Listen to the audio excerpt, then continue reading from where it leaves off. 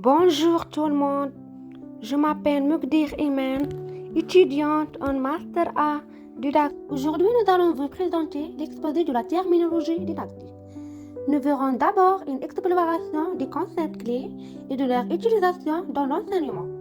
Alors, la terminologie didactique désigne l'ensemble des concepts, notions et vocabulaire spécialisés utilisés dans le domaine de la didactique, c'est-à-dire la science qui étudie les processus d'enseignement et d'apprentissage.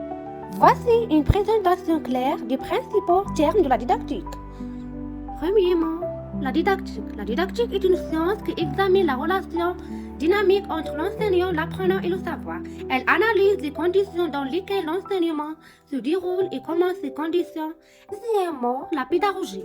La pédagogie est considérée comme un art et un ensemble de techniques d'enseignement. Elle se concentre sur la mise en œuvre de méthodes pratiques pour aider les apprenants à intégrer le contenu. Troisièmement, l'enseignement.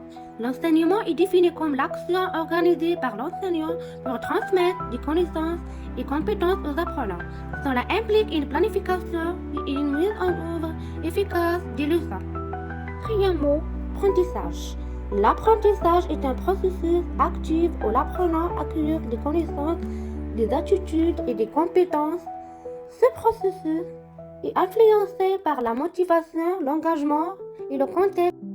La compétence est définie comme une combinaison de savoir, savoir-faire et savoir-être. Elle permet à l'apprenant d'agir de manière efficace dans des situations variées et d'appliquer ce qu'il apprend.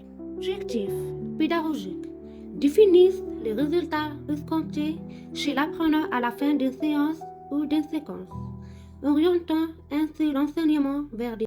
Il y a d'autres termes comme la séquence didactique et la séance pédagogique et les méthodes d'enseignement et les stratégies pédagogiques. Alors, quelles sont les stratégies pédagogiques? Ce sont des choix méthodologiques déployés pour atteindre un objectif donné. Que le travail en groupe, la démarche d'enseignement et d'apprentissage. Il y a la démarche inductive. Qu'est-ce qu'est la démarche inductive?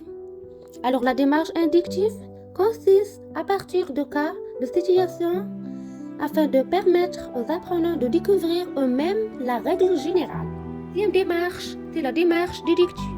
Elle commence par l'exposition d'une règle et d'un concept théorique.